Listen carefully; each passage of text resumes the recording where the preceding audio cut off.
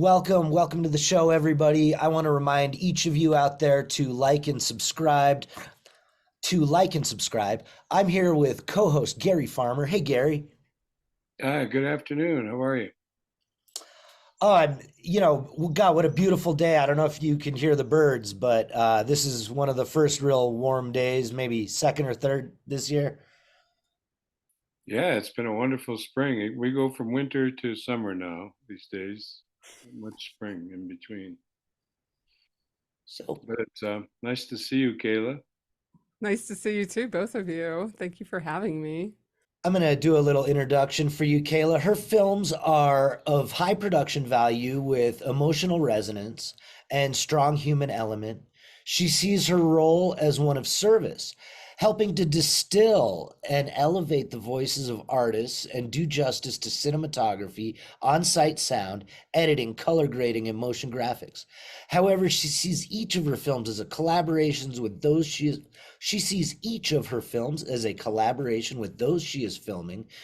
Kaela is also an FAA certified drone pilot. Kaela Waldstein, welcome to the show. Hello. Happy to be here. That So, was a oh beautiful yeah, go ahead. introduction. I know I wrote it myself, but you read it so well. Thank you. We'll cut that out. No need to be modest. So let's see. Guys, before we get to the whole interview, we're spending the hour with Kaela Waldstein. Maybe we can say a little bit about the fairly recent news about CCA's closure. And there was an article in the Santa Fe Reporter. I know Gary and I are longtime members of the CCA, and Kayla, I know you've shown some of your films there. Yes. Yeah.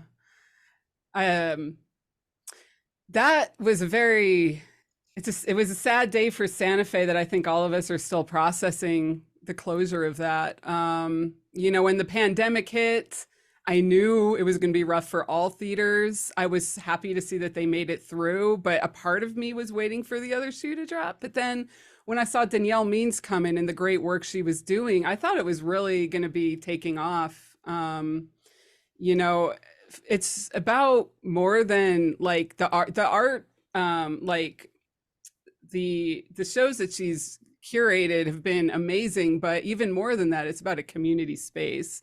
I mean, like my best memories there are just the camaraderie and the environment of hanging out with everybody in the community there that is involved with the arts. And Did you make it to that show with Raven Chacon and Laura Ortman?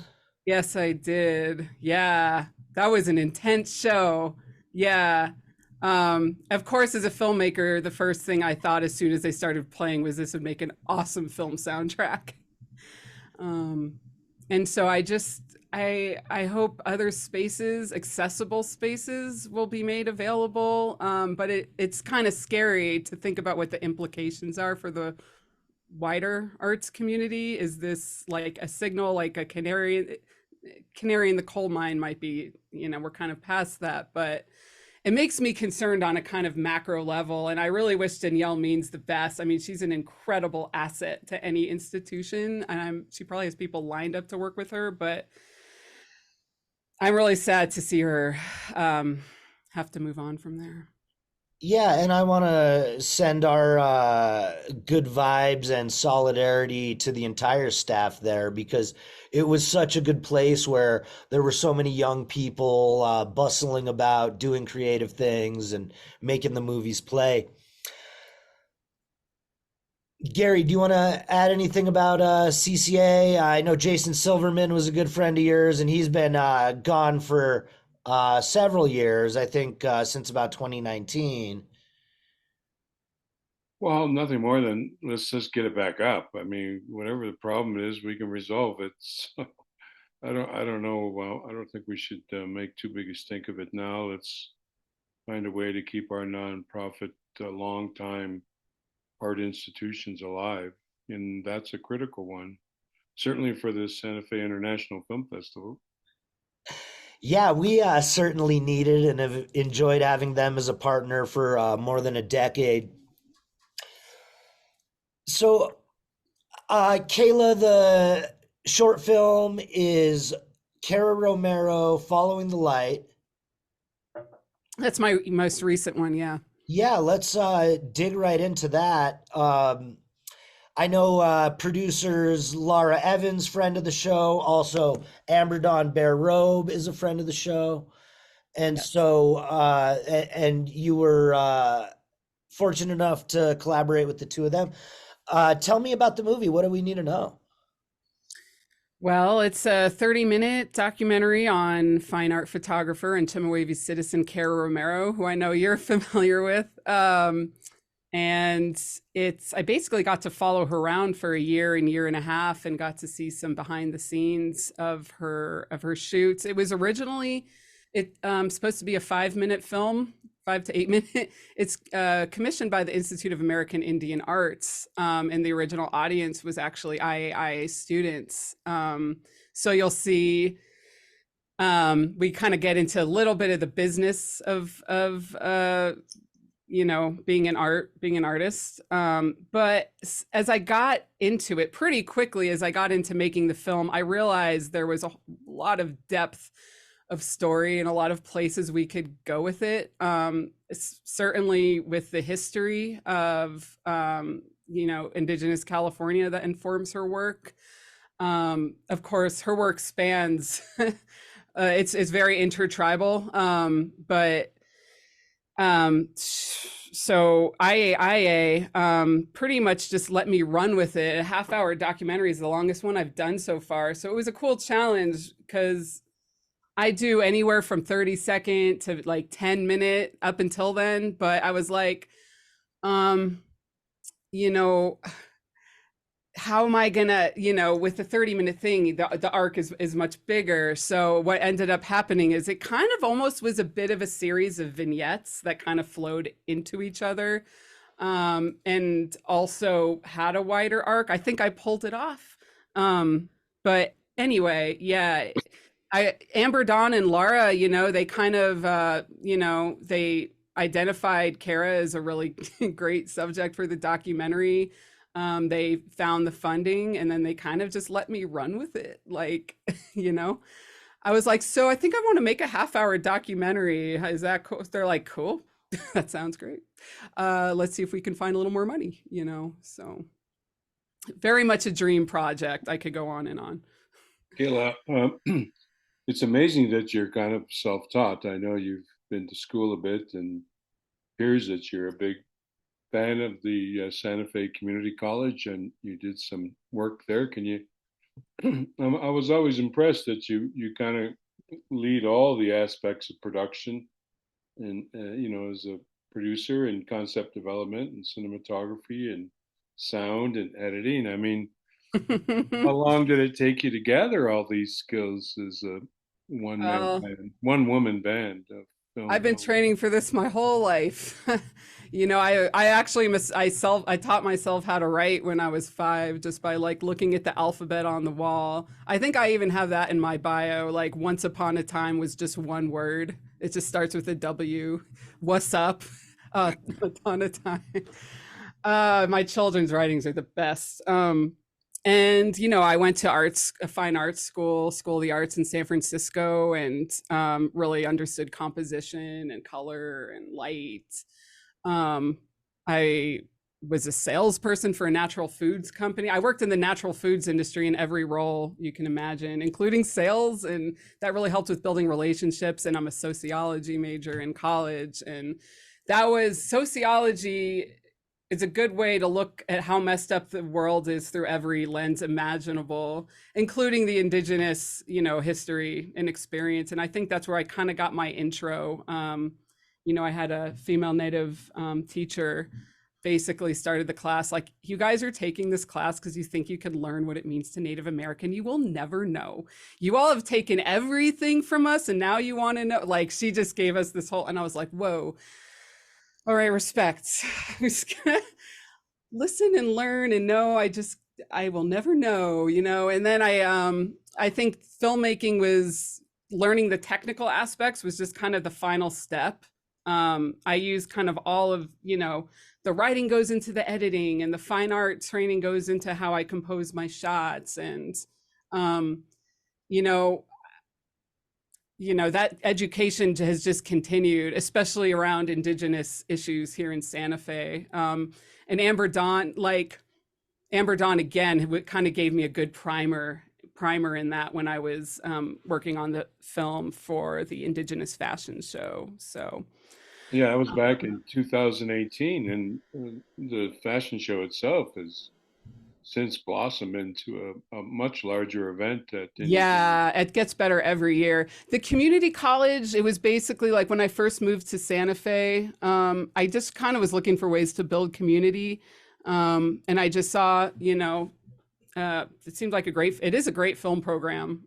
So I just took some cinematography. I realized it was really good for filling in the gaps of my knowledge, because like YouTube University is pretty inconsistent, it's I really, I relied on YouTube to learn, and I had some really supportive friends, some guys in the industry that were like, yeah, here, borrow my camera, nothing to it, put it on auto settings. You can pirate my Final Cut 6, and we'll give you some feedback. And that was the start. So I got one headline here, Kayla. I mean, the Santa Fe Community College film student, Kaela Waldstein, takes home the Rocky Mountain Southwest Regional Emmy. And I yeah. heard you on the radio talk about, oh, I just put some images together, threw some music on it, and here you've got an Emmy. How did, Yeah, what does that say about the regional Emmys?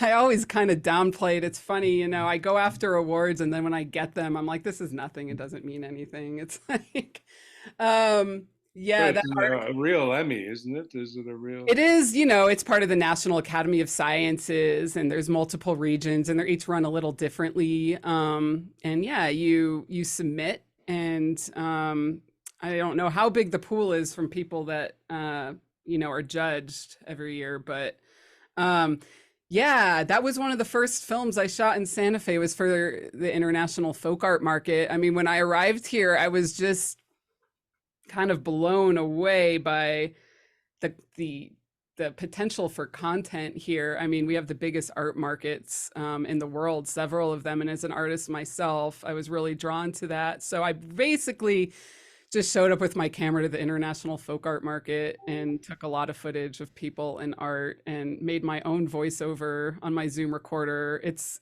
a little cringy now when I watch it. uh, but I put some, stock music behind it and submitted it, and it won an Emmy. I was kind of like, is it really this easy to win an Emmy? But I leveraged it into some marketing opportunities, as you see there, the community college article.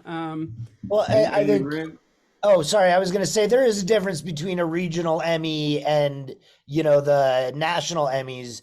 And I think it is a real accomplishment to win a regional Emmy. So I don't think you should belittle that at all. Yeah, well, thank you for saying, as somebody who is in the industry, you find a lot of jaded, kind of cynical people who've been in it for a while, and they kind of, Well, so some bad projects do win regional Emmys, but they're yeah. usually one of the few or the only in their category. So I think that's what explains that. but you actually competed against yourself with a film called Zozobra, the original Burning Yeah, that's funny. And I actually showed up, and I was a little nervous I wasn't going to win still. I was like, Man. they were at to call my name. I'm like, oh my God. I also, another part of me was hoping I would get both of them. And then there was even a slight bit of disappointment when I only got one. I mean, what does that tell you about me? I'm very much a go-getter. Kind of have to Well, be, right? filmmakers are go-getters for sure. Tell Yeah. us more about this certification for a drone pilot. Do you use that Oh. a lot in your work in terms of a cinematographer? I usually incorporate a couple few drone shots into each of my films, depending on the subject matter, establishing shots like somewhere it really made sense. I did a documentary on the horse shelter out in Cerrillos. So these big, sweeping views of the facilities against the mountains. Cara Romero's film, I depended on drone a lot for illustrating the Chemehuevi Indian Reservation. You know, I pretty much got every angle I could of Lake Havasu, the river leading up to it, the Colorado River, like along the highway. And I think that did a lot to illustrate it. And I wasn't too familiar with the community other than Kara and the people she introduced me to. So I didn't want to just go up and stick a camera in people's faces and just say, hey, you don't know me, but um, but it really is about the land. I mean, especially, Kara's talked about in her work, indigeneity is so tied to the land, and being of the land. So I thought it was very appropriate to highlight that. But yeah, I don't do drones specifically like for the industry. Like if somebody just hires a drone operator, I kind of just use it for my own. It's kind of a high liability, So, Right. yeah, mostly for my own productions. So the expenses of drone shooting is pricey for those. Well, if you crash the thing, you can get, insurance when you buy it for the year. It's like $150. But even still, it's I'm less scared now than I was in the beginning. When my first drone was a Phantom 3 and it had no obstacle avoidance. So I went, I did crash it a few times, and it was traumatizing. Those things almost seem sentient. When you hear them crash into something, it's a really traumatizing sound. It sounds like a bug, like a robotic bug. I was really scared of hurting people, if it just, going off and doing its own thing. But I have a Mavic 2 Pro now. It seems really reliable. I don't really freak out anymore. I'm surprised I was able to fly it in Chemehuevi because it got up to 120 degrees, which I didn't realize till afterwards exceeds the temperature limit by about a good 20 degrees. So it was all good, fortunately. You've been you're like a blessing to Santa Fe in terms of art and culture production, which has been your focus.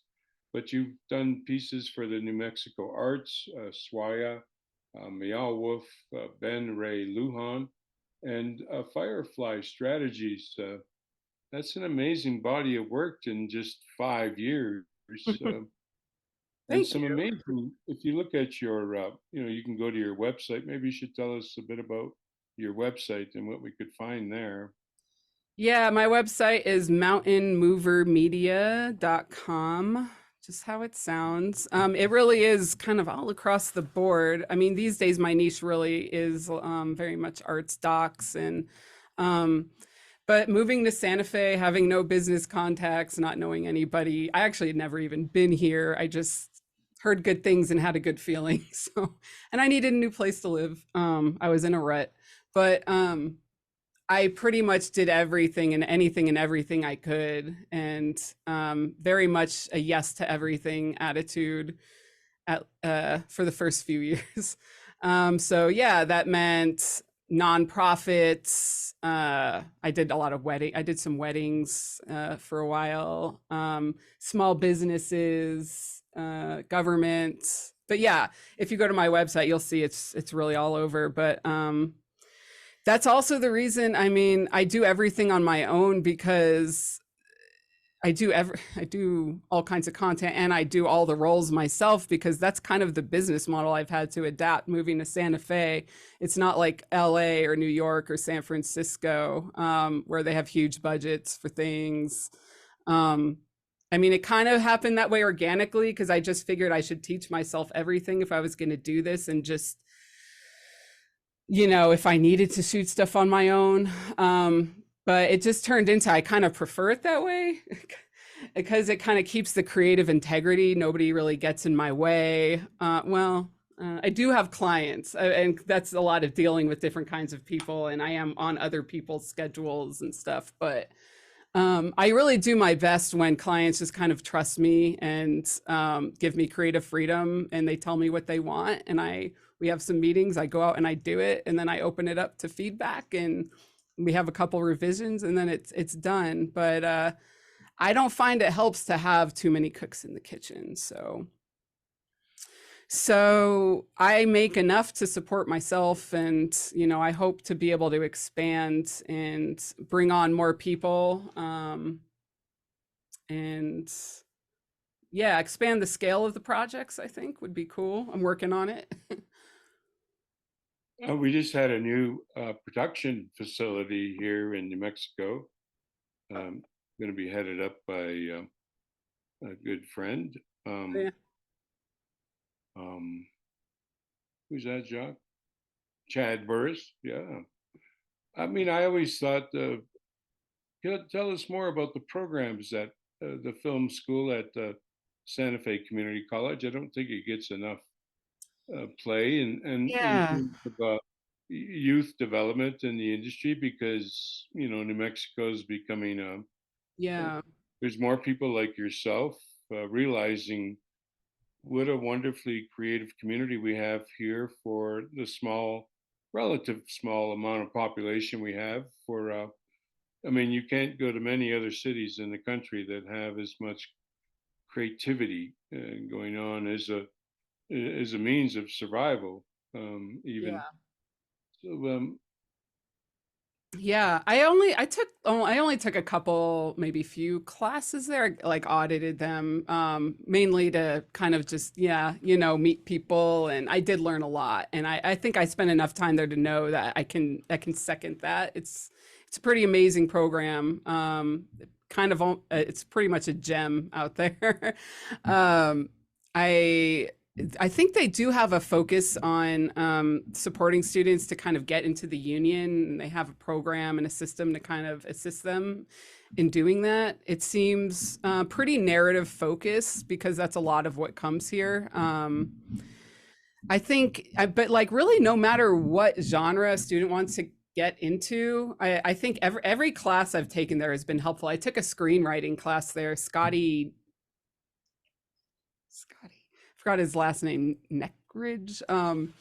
I took a screenwriting class there, even though I'm not a screenwriter. I don't do narrative films, but it even helped me in my documentary filmmaking. Just the idea you have to catch people in the first 5 minutes, or in my case, it's often the first 30 seconds doing short form content. But that alone helped me, talking about the subtext in film. I already bring a lot of my writing skills into film, like showing, not telling, not hitting people over the head, not being redundant, like just being really tight, economy of words and stuff. But that was a nice intellectual exercise. The cinema, the teachers that I learned from were great in the cinematography class. At the time, it was Monique Anair. What yeah, Kaela, I look at your art and culture demo reel, which anyone can go and just search your name and they'll find that demo reel. But I'm so impressed with what you're not only capturing as a videographer and a producer, but what you're learning from the the mature artists in our community here in Santa Fe. Can you tell us a bit about that experience? Yes, I feel so incredibly fortunate that I get connected with the best of the best, like in indigenous arts and artists in general. In this town, I've done mayor's awards and the governor's awards for excellence in the arts, these lifetime achievement people. But what a rich community the indigenous arts community is here. My very first film was for Indian market, just the same way I did the folk art market. I showed up with my camera and I asked people permission to film them, and made a cut with a voiceover and music. And yeah, it was like my first time I got paid for anything here. But that kind of was really a good entry point for me. It kind of led me to work with Amber Dawn on the Indigenous Fashion Show, and that opened up my whole world in a different way, bringing that contemporary element in. And interviewing her for that production, one of the first things she says is like, culture is a living, breathing entity. And, there's collectors and anthropologists and curators. I want to keep Native people in a box, but we are contemporary people. You know how Amber Dawn talks about it. She's got a real edge about it. So it really kind of ingrained it in my mind. Really, I mean, I already kind of knew, but to have like a really wide open mind of what indigeneity means and could be. And so I think once I started working with Amber Dawn, and one thing really led to another, I think when people see you working with somebody they respect, they're a little more open to working with you. And they're like, you must be cool. And so I think, trying to think of how the trajectory worked. I mean, eventually Amber Dawn introduced me to Laura Evans, who at the time was with the Institute of American Indian Arts. And when the pandemic hit, they saw a need for video content and liked my work. And so, Santa Fe is just a hub for Native people from all over. So it hasn't just been the Southwest. Right now, I just finished a documentary on Kenneth Johnson, who's, Muskogee Seminole jewelry artist. Laura and I traveled. She's curating a show for the Smithsonian called Sharing Honors and Burdens, about 6 Native artists from across the US. So as a curator, she hired me to, do short documentaries on each of these artists to accompany their art, which is another dream of mine that has been achieved. I mean, it's opening late May at the Smithsonian Renwick Gallery. We went to Juneau, Alaska for Lily Hope, who is a Tlingit weaver. Her sister Ursula Hudson lives in Pagosa Springs, who's also a Chilkat Ravenstail weaver. Joe Fedderson up in Omak, Washington. Geo Neptune up in Indian Township, Maine. Maggie Thompson in Minneapolis. And so there was a little bit of a budget also to get a original music soundtrack. I know I'm rambling, but there's just so much to say. I think the music aspect also is another interesting part worth talking about. Yeah, I was going to ask you about that, but I was really fascinated by the Wabanaki basket weaving fellow you had. I don't know his name. That's Geo Neptune. Yeah, they're a two-spirit Wabanaki, artists from the Passamaquoddy tribe in India. Old school knowledge he's got of the basket making there that you've captured. Well, Geo's taught by their grandmother, Molly Neptune Parker, who is preeminent basket maker. And Geo told us some good stories about that I wasn't able to include. You got to kill your darlings, but when Geo's mom Molly was teaching them, there's very, you learn the traditional ways, the way it's meant to be done, and Geo wanted to put their own touch on it, so they took their Crayola crayons and just started doing rainbow colors, and their grandma was like, "What are you doing?" He's like, "I think this is gorgeous. What's your problem?" And lo and behold, their work now is super vibrant, a lot of LGBTQ themes. But the music part, I don't know if you want to talk if you have a specific question or anything, but as a non-native filmmaker, I think that's especially touchy area because, the cliche is flutes. You still see it to this day. It's flutes are ubiquitous in native content and powwow drums. No matter if it's, the Southwest didn't have powwows. Well, anyway, there are powwows here, but I'm always really careful just not to use flutes, just as a, but I work with Jason Goodyear, whose studio I'm in right now. When budget and time allows, we do original music composition, and the music can be anything from electronic to whatever the subject dictates or whatever comes through. But I think something we've been experimenting with now is the sounds of the land, and you'll see that in in some of these documentaries, especially in Cara Romero's film. We incorporated the sound of shells, like Leah's abalone shells, kind of just like dropping them on a table or dropping them into water, the sound of pine cones being crushed.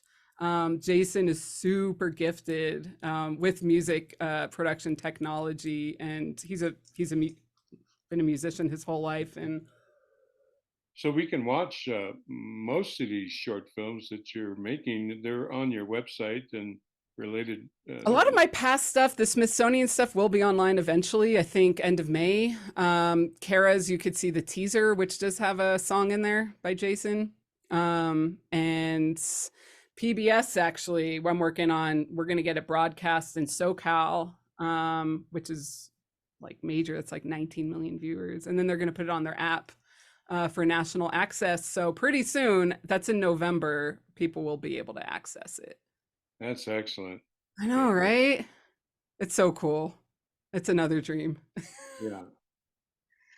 I actually, not to, I feel like I'm hogging everything, but this is about me, I guess. So all the time, but Go I ahead. actually, Don't be shy, Kaela. Go ahead. well, I set out, when I said I was going to make a half-hour doc on Kara, did have PBS in mind. It's like 26:46 is their official runtime. But I'm like, yeah, this would be great for PBS. I'm just going to make it PBS length and get it on PBS. I didn't realize that they have like funding restrictions and stuff. But fortunately, the way this was funded is totally like kosher. But I didn't even have to ask them. They approached me. And they saw it in the lineup at the Newport Beach Film Fest. And they said, do you have any interest in running this on PBS? I'm like, actually, yes. And I think you'd be the perfect station. Thank you for asking. So, Right. yeah, that worked out. Now, have you run into, because you are, and it just happens because a lot of your work is on non-native artists Hey, as yeah. well, like Judy, uh, Telo. Tualet's Tiwa. Yeah, she has a Hopi last name, but she's actually like Ashkenazi Jewish, like me. Yeah. Yeah. And a lot of the other artists, Chicano artists that do kind of more religious, iconic art. That was a really fascinating piece, and Thank how you're able to get the artists to open up about their work, which isn't always. I mean, the market scene kind of teaches the artists to be able to speak about their work because there's that personal reaction. But Yeah. I was really happy to see that you're able to capture that with your camera and your interview techniques. Are there? I guess it comes from your sociological background and study and stuff. Do you think, or just natural? Honestly, I just try to make people laugh. That goes a long way. You know, I have this weird habit of meeting people and almost immediately starting to like make fun of them a little bit. And it's amazing how much people enjoy that, actually. The teasing of like, Yeah, no, I don't do the teasing right away, but I'm actually surprised I haven't been asked that more. I'm really surprised by the amount and thankful for the amount of access I've gotten. I right, think when people see the past work, I think that gives them a lot of confidence. And then when they meet me, I do have an instant rapport. I seem to be able to have an instant rapport with people. I think I might credit that, social skills are developed. I think in my case, over the course of a lifetime, I think I've probably more of an introvert and I've developed the ability to be a little more extroverted.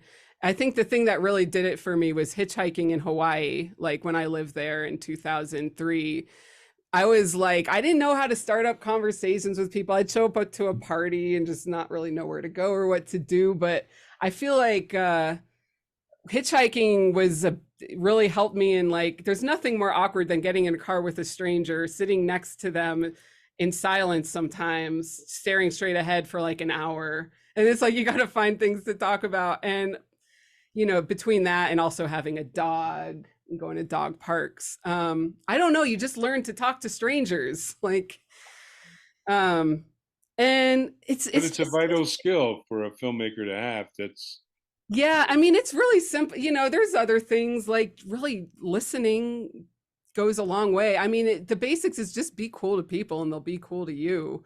You know, um, there's been a lot of non-native documentarians that have kind of blown it for the rest of us, but apparently not completely because they're still talking to me. But I'm also like fully like Ashkenazi Jewish, and I think there is something in the intergenerational, my genetic, memory that helps me connect with Native people because it might be the centuries of persecution and displacement and like I'm not religious, but I do feel deep in my bones like I'm very culturally Jewish. Like um, there is some kind of almost feeling of kinship that I can't totally explain, but Kayla, I'm glad you brought up the Holocaust, but let's go to a short break and we'll come back. Everybody, we're talking with Kaela Waldstein. The documentary is called Cara Romero Following the Light. Stay tuned. Everybody, we're back. We're talking with Kaela Waldstein from the documentary Cara Romero Following the Light. Kayla, this has been so much fun. Thank you for coming on. And I think it's remarkable that you've in Santa Fe in such a short time made all these great friends and turned that into all these exciting projects. What do you do for fun when you're not workaholic? that's such a hard question because work can be so fun sometimes. I mean, sometimes when I want to procrastinate, Cara Romero's film, when I wanted to procrastinate on something, I just work on her film because I enjoyed it so much. Um, I really just honestly, it's not hard. I just like to hang out with friends and laugh. And it's really about the company you keep in life. So I like to go to parties. I like to dance. I like to, I Santa Fe is such a great place to be social and be into the arts because I love going to arts openings. And again, it always kind of leads back to my work in some way. And so often I do make friends with the people that I do documentaries on. It's actually unusual if I don't, whether it's I talk to them every 6 months and it's just like you pick up right where you left off, or in Erica Lord's case, I see her a couple times a week now. We're just like we were really fast friends. That can happen too. So I love her work. Tell me about who Erica is, Erica Lord, and about the kind of work that she does, if you can. yeah, yeah. I could tell you about the work that I've been following her do. She's an Alaska Native artist, multidisciplinary. So she's done everything from video to beadwork, installation, photography.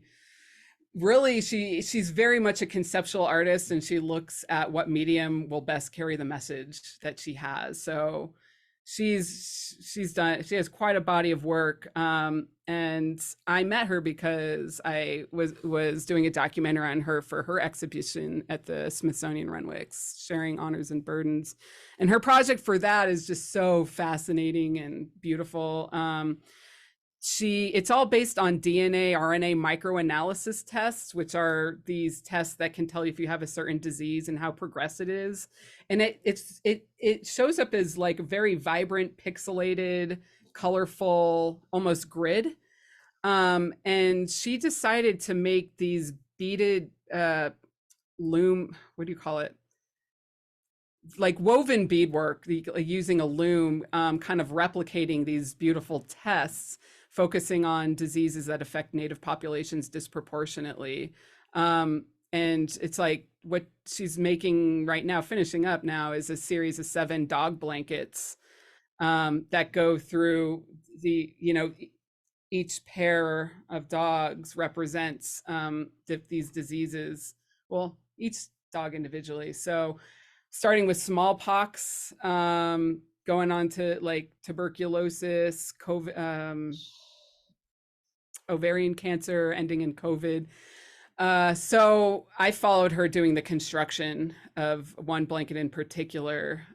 She's utilized interns from the Institute of American Indian Art. So I spent a lot of time there. I had the luxury of her being pretty much right around the corner from me. I could just pop in there periodically, and in the process, we had a lot of fun, and we're still hanging out to this day, and commiserating on the grant writing process, and just she always has something interesting to say, like, and about arts or the art world, and or the dramas in the art world. And it's like, Do you think she's inspired? inspired. Do I think she's inspired by anything in particular? Or? Just, yeah, in general. Do you think, Oh, yeah. absolutely. One thing I really respect about her work is that she's always evolving. She doesn't like really, play it safe or find something that works or gimmicky and just keep replicating that over and over. I think she's done a lot with these microarray analysis tests, and she said it's the longest she's ever kind of run with an idea. Um, and I'm personally looking forward to seeing how it evolves, because it's really been a successful concept. And hanging out with her, I've been seeing all this interest from different museums and shows, and like it's hard for her to even keep up with the amount of interest. So I'm really excited to see where this takes her career. And artists need to make a living, and when there's demand, there's more opportunity to support yourself. So hanging out with her, is she high energy? Oh, well, anybody who's met Erica knows she's high energy, and I think the first time she meets people, she will tell them, "I have ADHD and I have severe pain that I'm dealing with. So if I seem like I'm all over the place and weird, that's why." Like I'm, is like, She was hit by a car, is that right? oh yes, yes, run over literally, several years ago while riding her bike, and it's it's totally remarkable that she survived. She's hypermobile, thankfully, so that helped mitigate some of the effects. Like, otherwise her foot would have. I think her foot was one. Her back is the main thing. She got literally run over on her back, and she survived. But it's that it's the healthcare system is so broken. And if you want to know how broken, just talk to Erica about her experience, because it's been very slow to get the surgery she needs, to get the medication she needs, is just fraught with total, administrative, just like dysfunction. And so but she is, yes, she is very high energy, and I think that's part what has carried her through. And I really admire how she's really persevered with her art. She's got, pretty singular focus. She has a wedding ring on her ring finger, and she's married to her career. And I can relate to that, So yeah. She's if you ever want to go see her work, hit her up. She's really open about You're it. also married to your career? I thought you had a boyfriend. I do have a boyfriend, but he's also very complimentary to my career, because we work really well together. And he is amazingly helpful and supportive. We get along really well. We share the same sense of humor. It's not just that he helps me with my sound and the music, but I don't think I could be with somebody that wasn't supportive of my career. He's okay with you being married to it? Oh yeah. I mean, he even says, "Oh, I'll ride on your coattails." I don't mind that. He's not intimidated by my success. He's a really good blend of, he's like originally from South Dakota. So he's kind of got this old-fashioned farm family values, like like not family values, but he's kind of chivalrous, but he's also like very woman power, like, he doesn't call himself a feminist, but he's got these really progressive values that work out for me. Like, he'll let me eat the food off his plate, even though I'm very defensive of my food. He's like, "That's just what you do. You let your girlfriend eat your food." I'm like, Do you have brothers and sisters? I do have an older brother. He's 4 years older. He works in Hollywood as a set deck, a union set deck. So, like me, he kind of went out there not really knowing anybody, but just kind of worked his butt off, working for free on student productions, and just happened to be on a film set that flipped union. And I am so happy and proud for him. Working for the union, it's got amazing benefits. Do you think you're Great stuff. protective of your food because you think he will take it from you? I think I'm protected because I'm a Taurus. I don't put a lot of stock in astrology, but apparently us Taurians really like our comforts. Do you like nice things? I heard that Taurians like nice things. I do seem to have expensive taste. Um, yeah, most of my artwork is prints because I can't afford the originals. And yeah, it's painful going to Indian market. Like I shoot Indian market, but can't really. I'm like, oh my God, I wish I had 3 grand to just drop right here. But yeah, we like nice things.